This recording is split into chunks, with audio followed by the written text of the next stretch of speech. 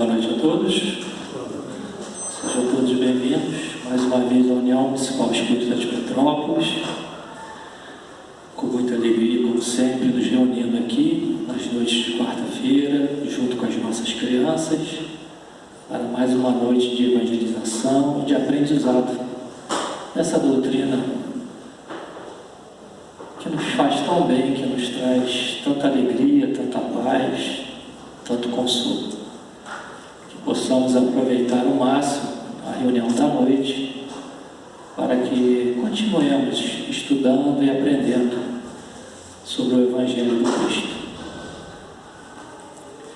Nós vamos ler uma página do livro Sinal Verde, Psicografia de Chico Xavier, pelo Espírito de André Luiz. Sugestões no caminho.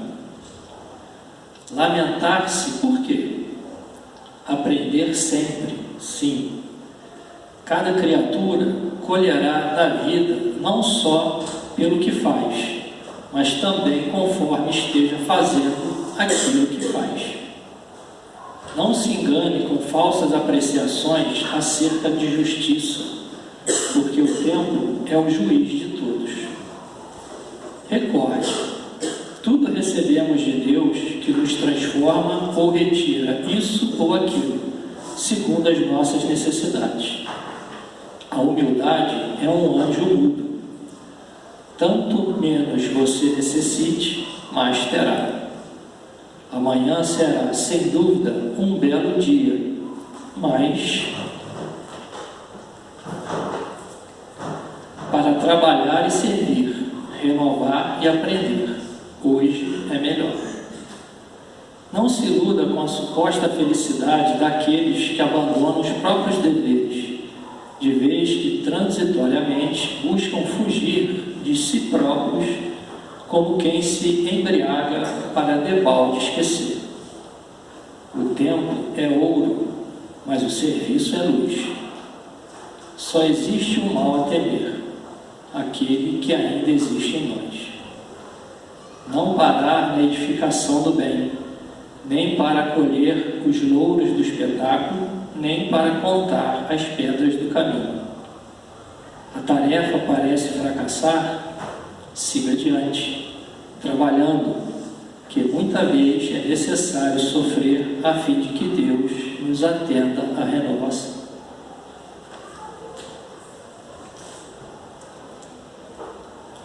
Então, meus amigos, nesse momento, vamos procurar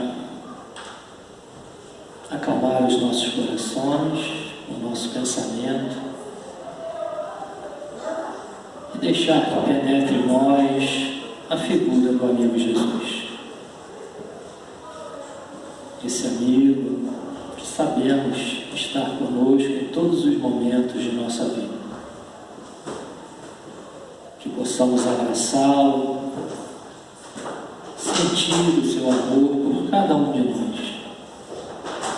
e agradecer pelo que somos, pelo que temos, por essa doutrina, Senhor, que nos dá tanto e não nos pede nada. Só nos pede a nossa renovação moral, o nosso crescimento espiritual. O homem de bem que ainda dorme em cada um de nós, que ele possa despertar e assim, Senhor, ajudar a construir um mundo melhor.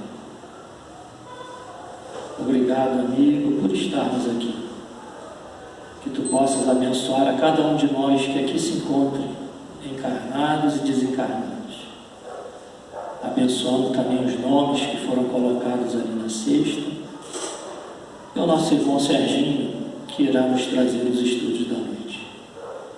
Que ele possa ser assistido e amparado, Senhor, na sua apresentação. Muito obrigado, Senhor. Que assim seja. Graças a Deus.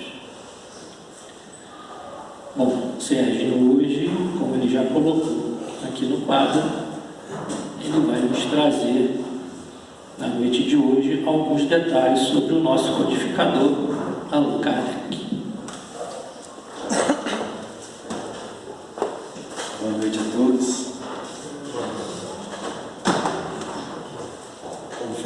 falou, né? A proposta de estudo dessa noite, né? Falar um pouquinho sobre Allan Kardec e a sua importância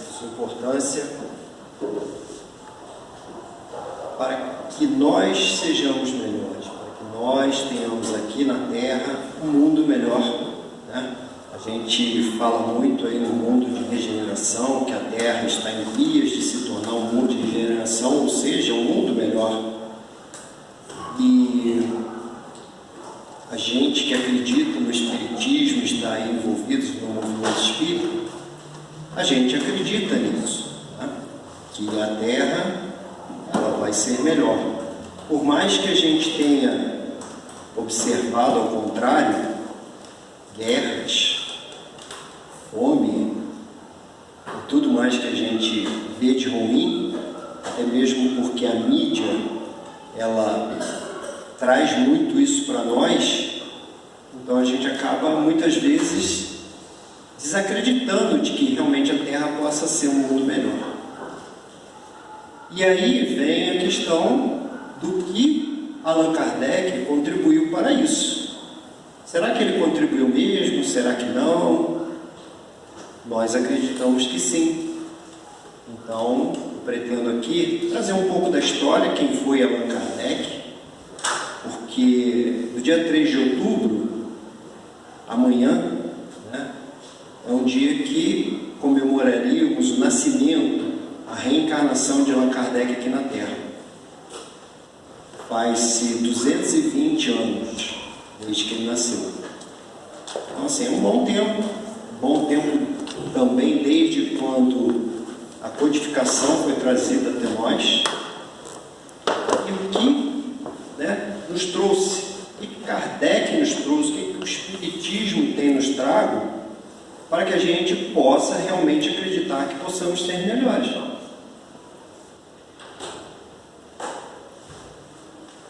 E aí a gente fala um pouquinho da história, né, do que aconteceu no século XVII, no século XVIII, em que muitos espíritos estavam reencarnados aqui na Terra justamente para promover essa mudança, principalmente na Europa.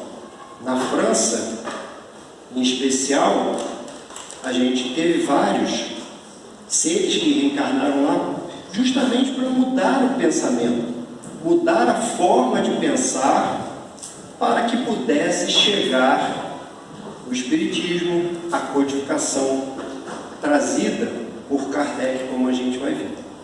Então, a gente, voltando na história, né, a gente verifica como realmente foi um período de grandes revoluções nas artes, nas ciências, o que fizeram com que realmente tivesse ali pessoas encarnadas com a mente aberta, digamos assim, né? Propícios ali a captar realmente, né, a terra. Se fala como se fosse a terra arada, preparada para receber as sementes. E aí a gente teve então essa oportunidade, né? Porque havia todo o pensamento teocêntrico, né, de que isso dominava a Europa, isso vindo desde a Idade Média. E os pensadores que defendiam essas ideias, estes ideais, acreditavam que o pensamento racional deveria ser levado adiante, substituindo as crenças religiosas e o misticismo, que, segundo eles, bloqueavam a evolução do homem. Veja só como, né, a forma de pensar trazida por estes que estavam ali encarnados, né, já traziam essa mudança. Então era isso, era essa mente aberta para proporcionar estas mudanças, né? E aí nós tivemos alguns nomes aí, eu trouxe alguns aqui só para a gente relembrar, porque muitos de nós aqui já conhecemos, né? Como o Voltaire, Montesquieu, Rousseau. Então são figuras que promoveram algumas mudanças nas ciências, nas artes, né? E eu não vou me ater muito em falar deles, porque senão a nossa palestra aqui se alonga muito. É só para a gente relembrar um pouquinho, para contar um pouco da história. Em 1775, após muitas experiências, mesmo que é Franz Anton Mesmer, reconhece que pode curar mediante a aplicação de suas mãos. Acredita que dela desprende um fluido que alcança o doente. Declara: de todos os corpos da natureza, é o próprio homem que com maior eficácia atua sobre o homem. Está aí o passe magnético, né?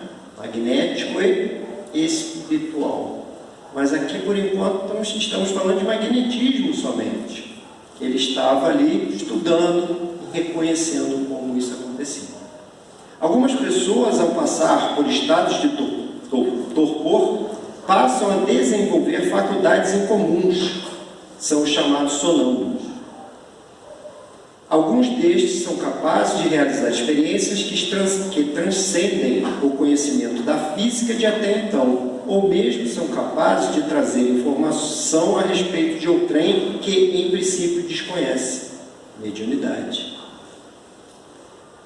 Bom, aqui eu só dei uma passada porque esse Mesmer, como foi um grande estudioso do magnetismo, ele tem uma influência muito grande naquilo que Kardec, mais adiante, vai ter a curiosidade também de estudar. Só para a gente entrar um pouquinho na história, né? E aí a gente tem vários movimentos acontecendo na França, né? Em que há até uma declaração dos direitos do homem e do cidadão, coisa que os espíritos ali revolucionários estavam trazendo para aquela época. Coisas que até então não se pensava nem em falar disso, declaração dos direitos do homem e do cidadão. Bom, a espiritualidade trabalha sempre, a gente sabe disso, né? A gente que já tem um pouco de conhecimento sabe que independente daquilo que nós aqui encarnados queremos, fazemos, etc., a gente tem uma espiritualidade toda, espíritos, amigos nossos, mentores, que trabalham por nós também, né? Então, a gente sabe que naquela época não era diferente, os espíritos estavam trabalhando o tempo todo. A França é o centro cultural da humanidade. A gente vê vários espíritos como reencarnaram lá nessa época. Diversos espíritos reencarnam com o propósito de mudanças, mas nem todos agem conforme programado. É a questão da vicissitude da Terra, aquilo que a Terra provoca em nós. Nós, quando reencarnamos, a gente vem com um propósito, mas quando chega aqui, a gente desvia. E não foi diferente. Vários vieram com um propósito, mas não seguiram o caminho. Mas a mudança havia de ocorrer, não tinha jeito, era inevitável. Os espíritos trabalham mesmo na adversidade, o progresso é inevitável, como eu falei. E aí aqui, só para a gente ter uma noção histórica de onde nasceu Hippolyte Léon Denisard Rivail. Esse é o nome de batismo do nosso conhecido Allan Kardec. E ele nasceu, né, no dia 3 de outubro, como eu falei, de 1804, lá em Lyon, na França. Eu trouxe até um mapinha aí para a gente se situar onde fica Lyon, né, na França. E ele é descendente de antiga família leonesa, né, de Lyon, católica, de nobres e dignas tradições. Foram seus pais Jean-Baptiste Antoine Rivail, que era juiz, e Jean-Louis Duhamel, residente na rua Salle, número 76. Se alguém for à França e tiver a oportunidade de ir até lá, tem o endereço aí de onde foi a residência dele. Bem cedo, o menino se revelou altamente inteligente, perspicaz, observador, sempre compenetrado de seus deveres e responsabilidades, denotando franca inclinação para as ciências e para os assuntos filosóficos. Então, o nosso irmão Rivail, ele já vinha ali, né, demonstrando a que veio. Sempre muito atencioso, inteligente, perspicaz, observador. São características que vão auxiliá-lo naquilo que ele veio realmente fazer. E ele foi estudar num instituto, né, chamado Instituto Yverdon, na Suíça. E ele foi logo cedo, os pais deles mandaram ele logo cedo para a Suíça para estudar. Viram que ele tinha uma capacidade muito boa. Na Suíça, né, através de Pestalozzi, o Instituto de Pestalozzi, que era, né, o dono, administrador deste instituto, ele tinha assim, algo de revolucionário em seus estudos, em seus ensinos. E Pestalozzi tinha sido discípulo de Jean-Jacques Rousseau, que também já vinha trazendo toda uma revolução no ensino. A forma de pensar, a forma de permitir com que os alunos estudassem e demonstrassem a sua vontade, o seu direcionamento para as suas aptidões. E o estudo era justamente nisso, provocar, permitir a criatividade, permitir que aquele aluno ele pudesse realmente desenvolver aquilo que ele tinha maior aptidão. E não aquele ensino tradicional como a gente conhece hoje em dia, né? Que é um ensino mais tradicional, você tem que estudar português, matemática, filosofia, né? Uma coisa mais metódica. O ensino era um ensino bastante revolucionário. Se hoje eu estou falando aqui para vocês esse método de ensino, alguns de vocês provavelmente estão achando isso revolucionário, imagina naquela época. Porque nós estamos ainda acostumados com o método de ensino tradicional. Mas, naquela época, e foi aí que o nosso irmão Rivaio estudou. Foi discípulo de Pestalozzi. E ele, então, desenvolveu todas as suas habilidades, né, dentro desse ambiente de ensino. Isso foi, né, a gente sabe que nada é por acaso, foi o que ele precisava justamente para desenvolver cada vez mais a sua curiosidade de estudo, de pesquisa, entendimento, para poder realmente fazer aquilo que no futuro a gente vai ver aquilo que ele veio fazer, né? O que foi? Depois de passar 2 anos, ele já se tornava mentor de Pestalozzi. Pestalozzi já considerava ele como um mentor para outros alunos com dificuldades. Ele já começou a auxiliar Pestalozzi nos ensinos do seu instituto. E ele aproveitou para estudar várias disciplinas assim como ele queria. Ele foi buscando conhecimento. Cada vez mais ele se sentia à vontade, se sentia querendo mais e mais e mais. Tanto que ele estudou diversas disciplinas do curso normal do Instituto, complementando-os com o estudo da teologia, filosofia e diversas línguas. Ele foi praticamente um poliglota, bem como adquirindo consistentes conhecimentos de medicina, inclusive. E ainda em Yverdon, aos 19 anos, interessou-se pelos estudos do magnetismo. Por isso que eu trouxe lá atrás o desenvolvimento, né, a descoberta de Mesmer sobre o magnetismo, porque aí, então, o nosso irmão aqui, Rivaio, também se interessa e quer estudar magnetismo. Em 1824, lança seu primeiro livro didático. Estamos falando aqui de Rivaio, não de Allan Kardec ainda. Curso prático e teórico de aritmética.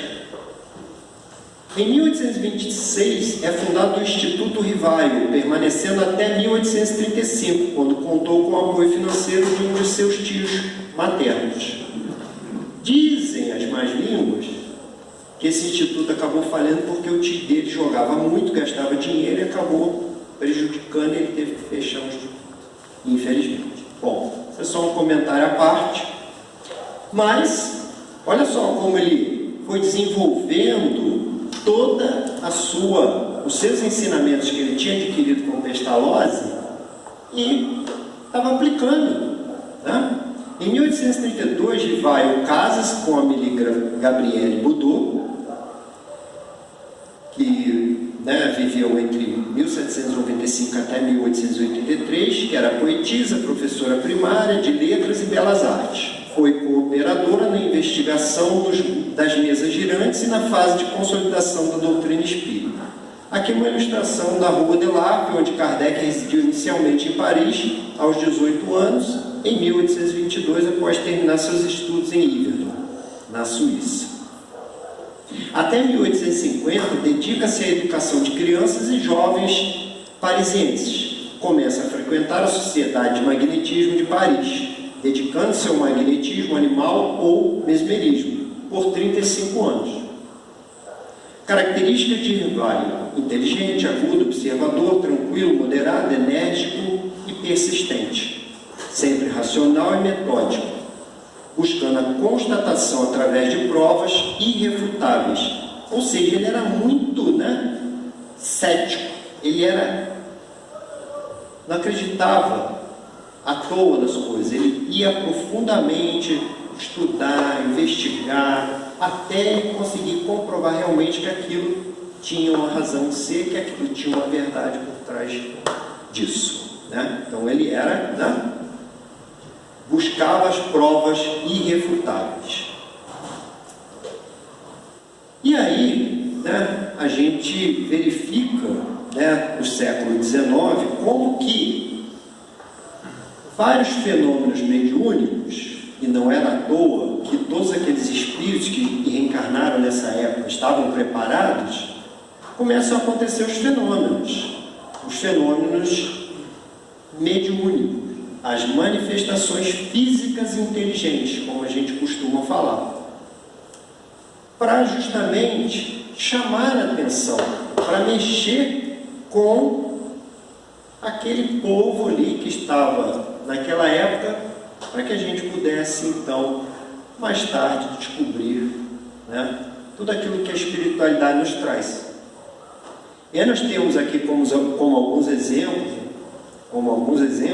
as irmãs Fox nos Estados Unidos, Daniel Douglas Home no Reino Unido, as mesas girantes em Paris, que a gente conhece, os fenômenos físicos inteligentes. E a mediunidade sempre existiu, Não é coisa de hoje, não é coisa da época de Kardec ou de Rivaio, da época de Cristo ou de Moisés.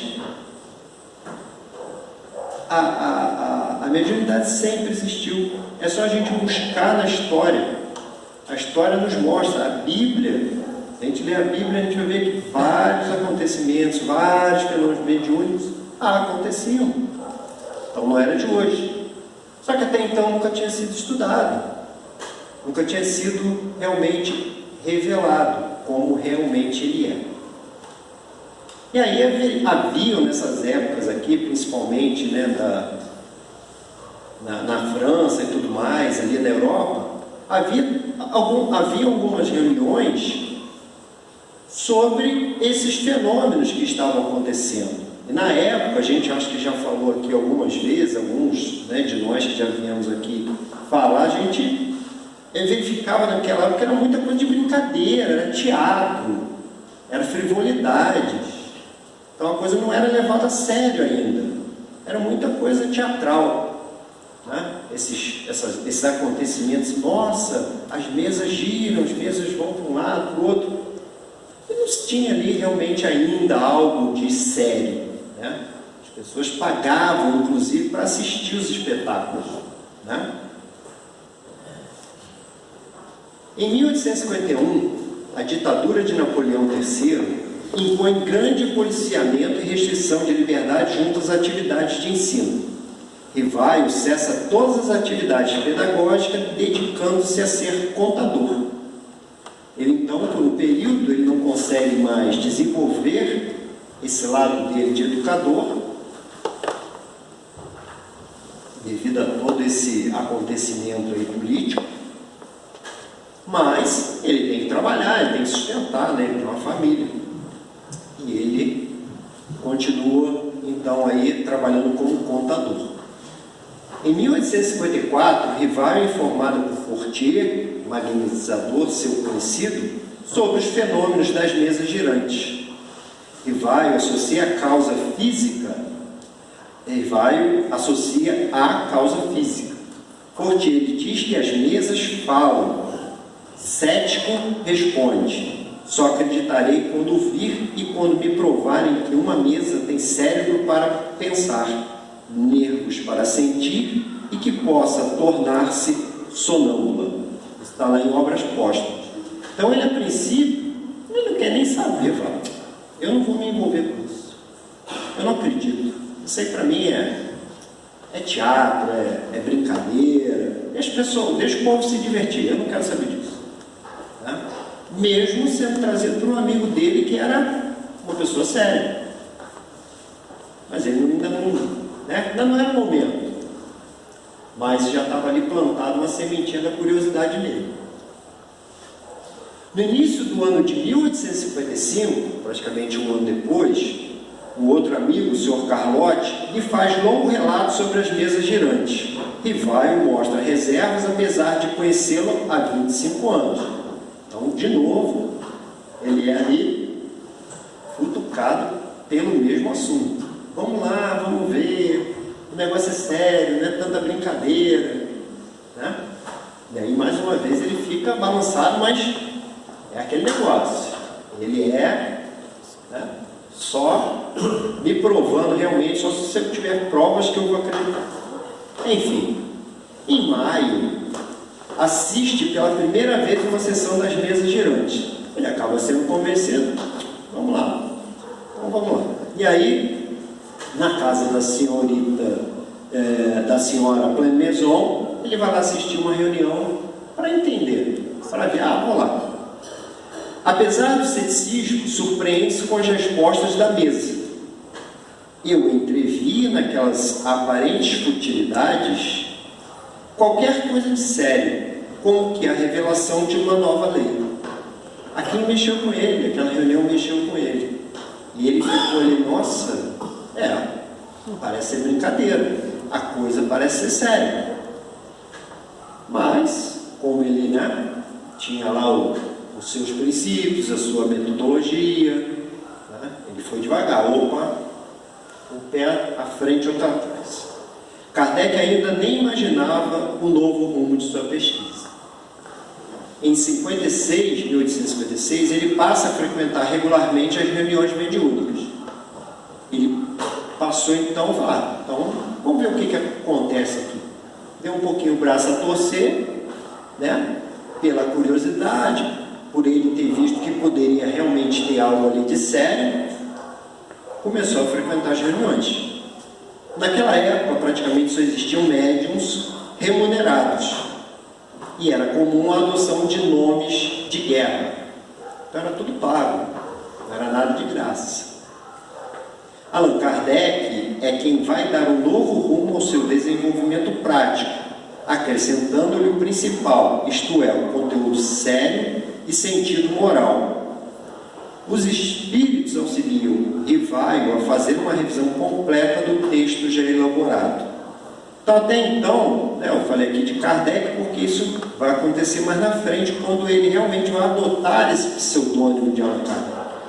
Mas por enquanto aqui ele ainda se denomina como o Rivaio, como o professor Rivaio. Em 1856, as reuniões mediúnicas realizadas na casa dos Bodano, através da mediunidade das jovens Caroline e Julie, duas adolescentes. Através de duas adolescentes médiums, ele começou a fazer um estudo com elas, e elas traziam coisas bastante sérias. O professor Rivaio também frequentou as reuniões realizadas na casa do senhor Rostand, onde trabalhava a senhorita Ruth Jaffé, sonâmbula, que obtinha comunicações com o auxílio da cesta aguçada em forma de bico. Quem tiver curiosidade, eu fiquei de procurar uma imagem aqui para mostrar essa cesta, acabei não colocando aqui, mas não é o intuito aqui. Quem tiver curiosidade, na internet ele tem algumas ilustrações, tá? Ele fez examinar por essa média as comunicações obtidas anteriormente e postas em ordem. Foi como uma contraprova. ele já pegou algumas comunicações e levou para ela verificar, e ela atestou que ele já tinha de resposta. Hermance Dufour contribuiria significativamente na segunda edição do Livro dos Espíritos. Cerca de outros 10 médiuns também participaram do trabalho. Então, isso tudo é um grupo de espíritos, né, que fizeram parte daquele grupo de estudos, das reuniões mediúnicas ao qual ele estava frequentando na casa dos Bodhan. Zéfiro, e aí vem a revelação. Um espírito chamado Zéfiro, ele, numa determinada reunião mediúnica na casa dos Bodhan, ele faz uma revelação. E a revelação era de que ele, juntamente com o Rivaio, numa reencarnação anterior, eles tinham sido companheiros, amigos.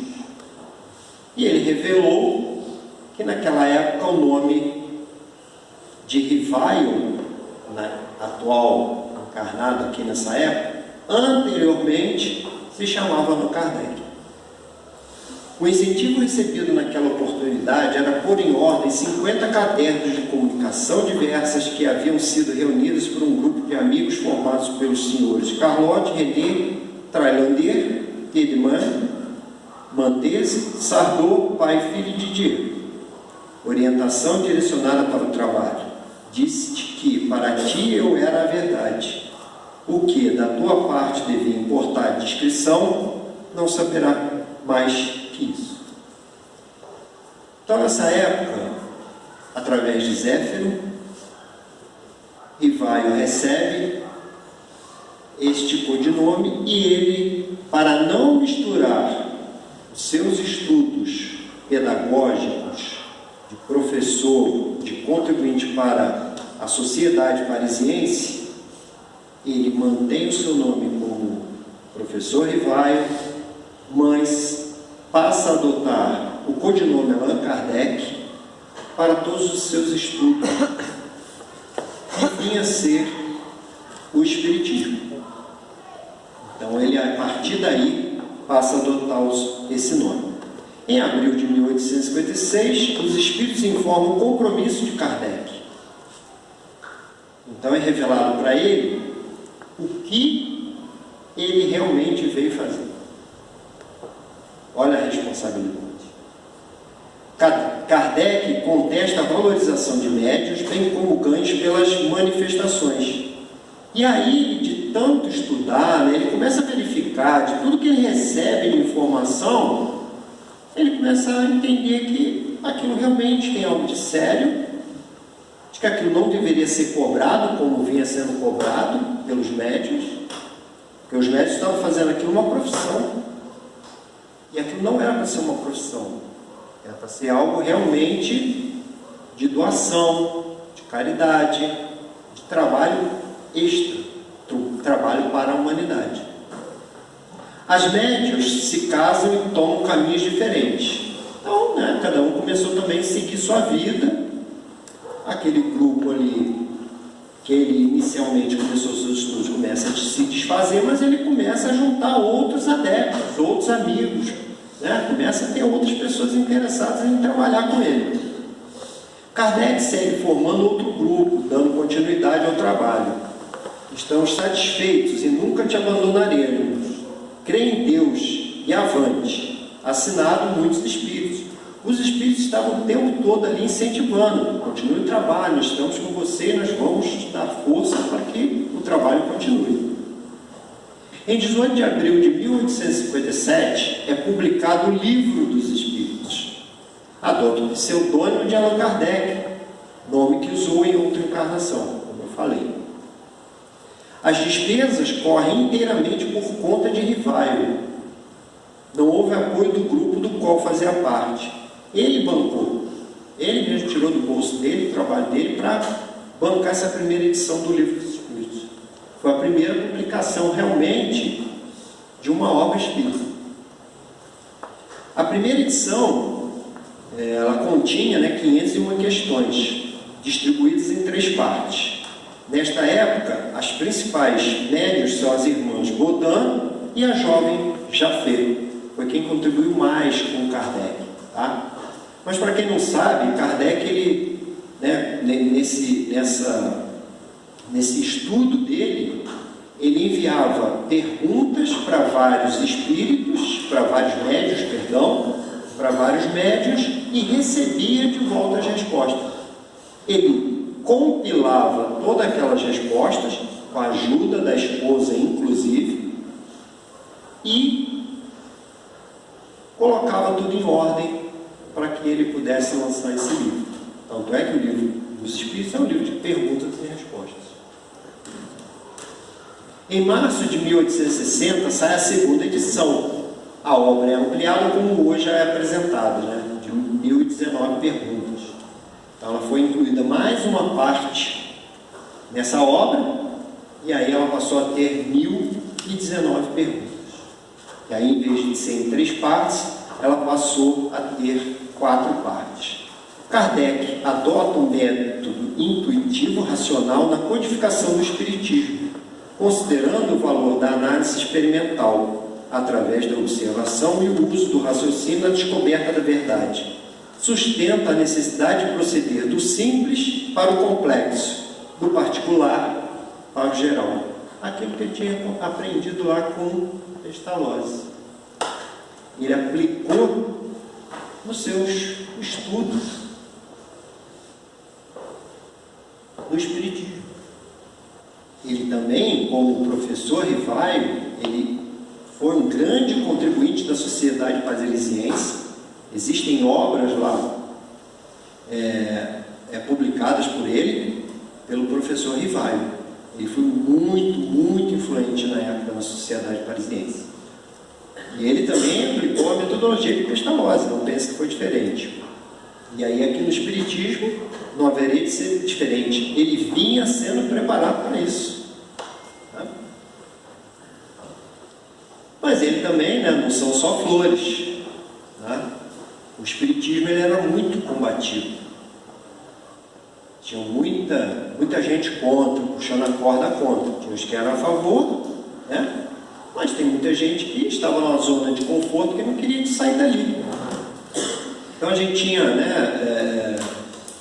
grupos diversos e propósitos também. Espíritas versus espiritualistas. Reencarnação não era unânime. O Didier, Rome, Kardec, estavam ali trabalhando juntos, mas tinha algumas questões.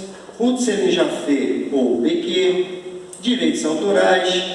E aí teve uma coisa interessantíssima, que é chamado Alto da Fé de Barcelona. Por quê? O que aconteceu aqui?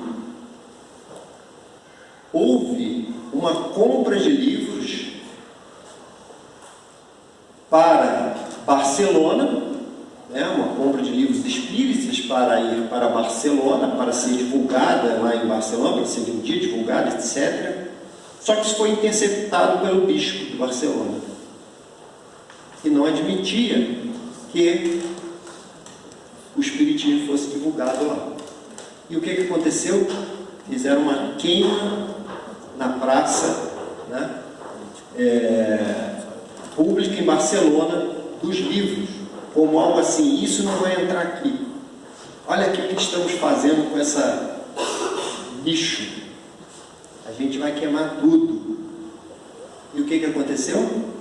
Isso aguçou mais ainda a curiosidade de se conhecer, de se estudar o espiritismo. Então, muita coisa que parecia que ia dar contra, ela na verdade foi algo que alavancou, fez com que realmente se tivesse mais curiosidade. E aí o espiritismo começou a ser mais procurado, mais e mais e mais. Ainda entre algumas coisas de hostilização, pessoas de mentalidade materialistas, espiritualmente incultas, incapacitadas para compreender algo que transcenda o limitado alcance dos 5 sentidos. Pessoas bem intencionadas, porém presas a dogmas de fé, ainda inaptas a aprender a essência abrangente de sua mensagem. São sinceras em suas convicções, embora estas sejam frágeis, embasadas na fé cega e no comportamento imediatista, hiperatrofiado pelo excessivo enfoque ao culto exterior. Pessoas que reconhecem, mas temem o alcance e a profundidade de sua revelação. Em suma, a gente vê que realmente tinha espíritos encarnados com a mente aberta, mas ainda era um período muito ainda de revolução. Tinha muita gente puxando contra, mas já tinha muita gente a favor. Tinha muita gente que queria saber, queria se desenvolver mais nas pesquisas e nos estudos do espiritismo. Kardec passou os anos finais da sua vida dedicado à divulgação do espiritismo, entre os diversos simpatizantes e defendê-lo dos opositores através da Revista Espírita. Kardec fundou alguns centros espíritas, a Sociedade Parisiense Espírita, e além dos livros que nós conhecemos, ele escrevia semanalmente a Revista Espírita, que também contribuía muito para suas pesquisas, para ele ser como um termômetro mesmo de como a sociedade estava recebendo o espiritismo. Em 31 de março de 1868, Kardec, sozinho em casa, preparava a mudança que se daria no dia seguinte. Arrumava papéis e livros, batem à porta. Era um caixeiro de livraria para compra de um exemplar da Revista Espírita. Kardec entrega a revista e se curva, vítima de um aneurisma. Infelizmente, foi um desencarne do nosso irmão Kardec, do professor Rivaio. A viúva de Kardec, a senhora Amélie Gabrielle Baudot, doa todos os anos certa quantia para o movimento espírita, além de se manter presente e dedicada. Ela deu continuidade ao trabalho que o marido desenvolveu. Quando desencarna em 1883, por testamento, seus bens são destinados à sociedade para a continuação das obras espíritas de Allan Kardec. Então ela ainda fez, quando desencarnou, doou tudo que ela tinha para o movimento espírita. E aí a gente se questiona, né? Muitos perguntam, né? E é o que a gente procura dentro dos nossos estudos, né? Se haverá uma nova revelação, será que haverá uma nova revelação? Porque, assim como Jesus nos disse, isso é trazido lá no Evangelho de João, em que haveria um Consolador prometido. E o Espiritismo é esse Consolador prometido, né? Mas a gente não acredita, né? Nós que estamos aí no movimento espírita, que vai haver outra revelação. A revelação já está aí, a que veio consolar os nossos corações. Qual vai ser o futuro das religiões? Será que a gente vai unificar? Como é que será isso, né? Tanta coisa acontecendo, mas eu vou falar um pouquinho mais aqui. Isso aqui eu trouxe, né? O que está escrito lá na lápide, onde está o corpo de Kardec, lá na França.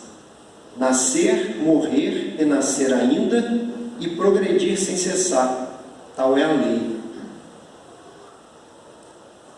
Bom, vou dar uma passada aqui, porque eu quero falar um pouquinho sobre, principalmente, dessa questão do que Kardec e o Espiritismo vem contribuindo para que a gente realmente tenha um mundo melhor.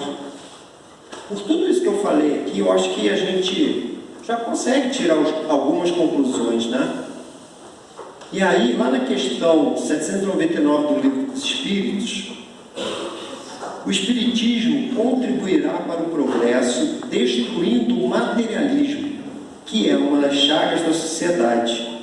Ele faz que os homens compreendam onde se encontram seus verdadeiros interesses. Deixando a vida futura de estar velada pela dúvida, o homem perceberá melhor que, por meio do presente, lhe é dado preparar o seu futuro, abolindo os prejuízos de seitas, castas e cós. Ensina aos homens a grande solidariedade que os há de unir como irmãos. A gente tem visto na nossa sociedade, como a inteligência ela tem avançado. Como que tecnologicamente nós estamos num patamar bem alto na nossa evolução. E se fala que cada vez mais vamos ter novidades. Só que cadê a moral? A gente sabe que para que a gente esteja em equilíbrio e nós possamos evoluir, temos que estar em equilíbrio, moralmente e intelectualmente. E isso hoje na nossa sociedade, ela ainda está muito na parte intelectual, materialista. O moral, ele precisa ser elevado para que a gente possa entrar em equilíbrio e realmente ter uma sociedade mais justa, como eu acabei de falar aqui agora. Uma sociedade em que a gente consiga se desvencilhar do materialismo, a gente se preocupe mais com a contribuição, com a colaboração de uns com os outros, e não mais a competição, como a gente vê hoje na nossa sociedade. É a competição, é o imediatismo. E os outros valores?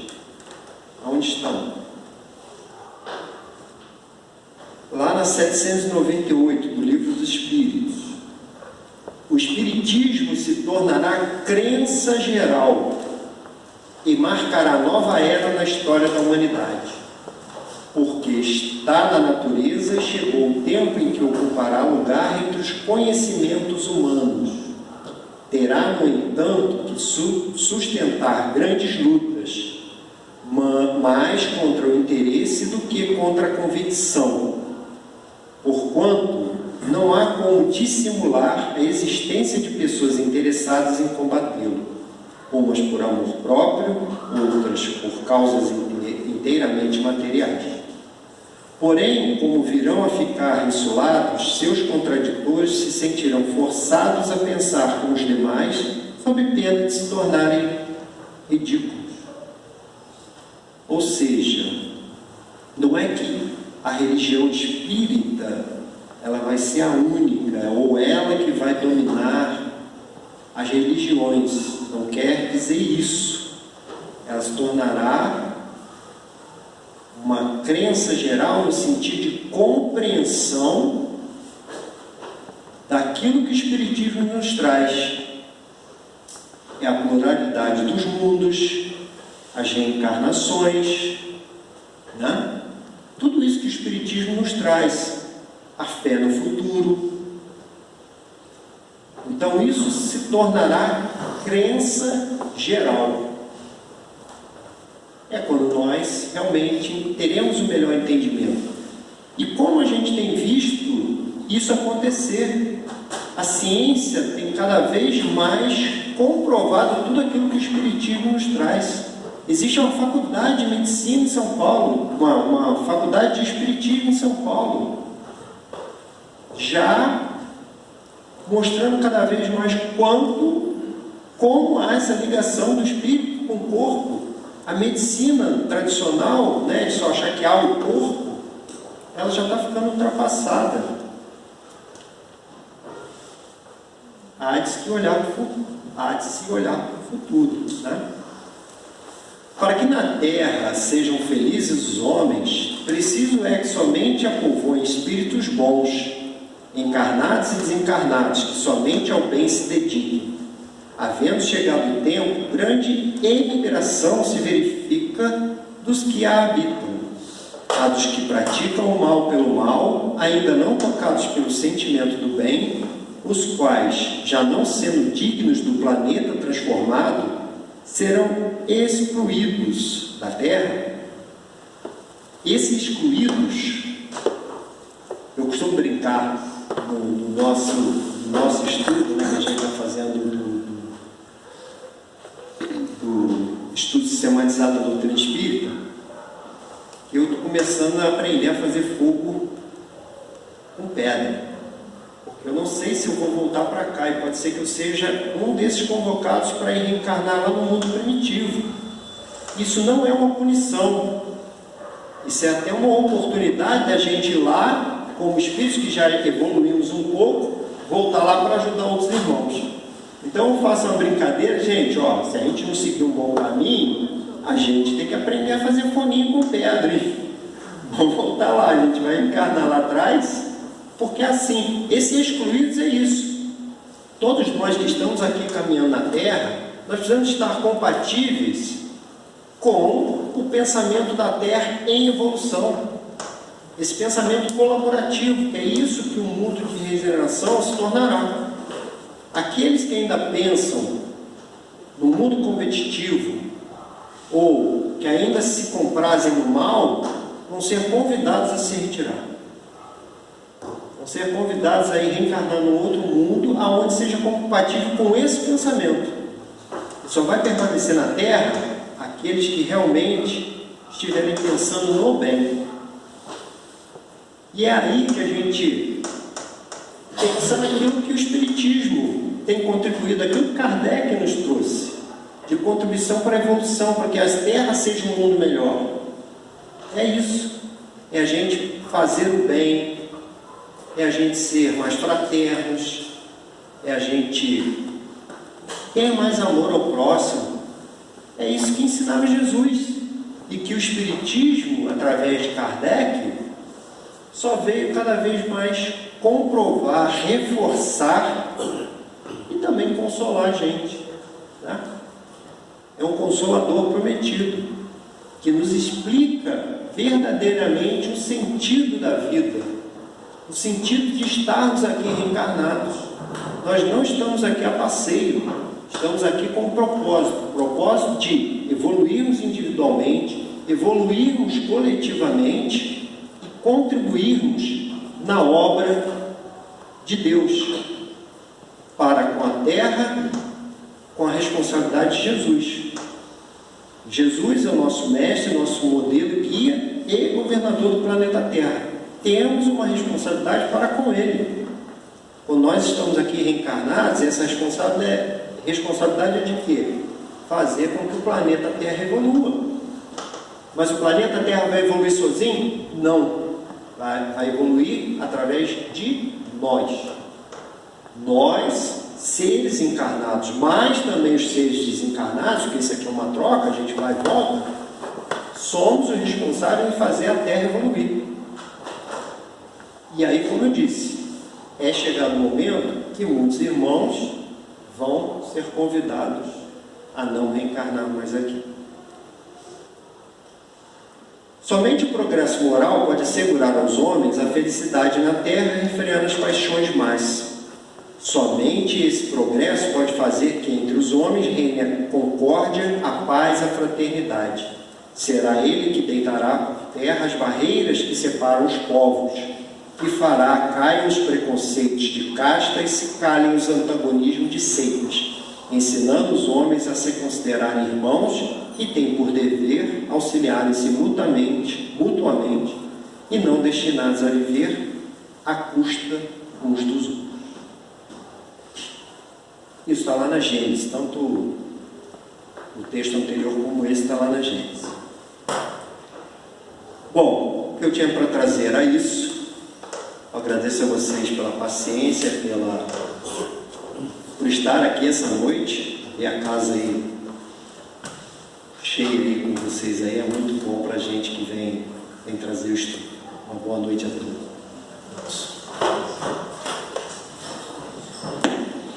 Nós agradecemos o Serginho, e todo ano a gente faz essa homenagem a Kardec, a A gente sabe que às vezes, né, fica essa questão de datas e tudo, mas é para a gente ter um mínimo de noção o que ele fez para conseguir nos trazer essa doutrina que a gente está hoje aqui estudando. Não foi mole, né? Muita coisa a gente tem que pular porque não dá para colocar tudo. Mas o que ele passou junto com a esposa dele, assim, para a gente ter uma ideia pequena, quem não assistiu, assiste o filme, contando a história dele. A gente vai ver que realmente muito do que o Serginho falou ali está no filme. E olha, ele pode-se dizer que ele cumpriu aquilo que ele programou do plano espiritual para nos trazer. Então a gente tem que agradecer muito e orar por ele sempre, né? Antes da gente, nós temos 2 recados para passar para vocês antes do passe. Então eu queria ver se o nosso irmão Alexandre faria a nossa prece de encerramento, e aí depois então a gente dá os recados.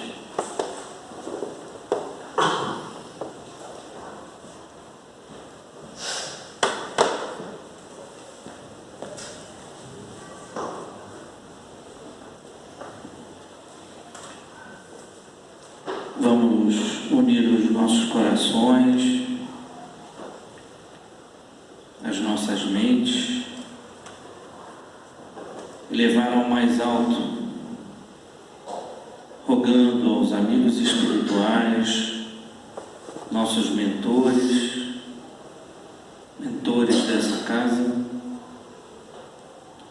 que conosco façam chegar a Kardec, o codificador, as nossas mais verdadeiras, mais honestas, os mais honestos sentimentos de gratidão.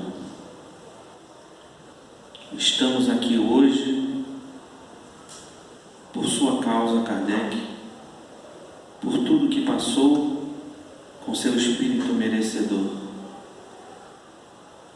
Como servo do Cristo, esclarecendo para todos nós o que antes era velado, o que antes era obstruído. Jesus, nosso Mestre, abençoe o nosso irmão Kardec, assim como todos aqueles espíritos encarnados e desencarnados que trabalharam na codificação. Assim como que as tuas bênçãos recaiam sobre todos nós, nesta casa, nesta cidade, no nosso país. Que a tua paz, Mestre, nos acompanhe aos nossos afazeres e que tenhamos todos uma boa noite. Muito obrigado, graças a Deus. Deixa eu só desligar aqui.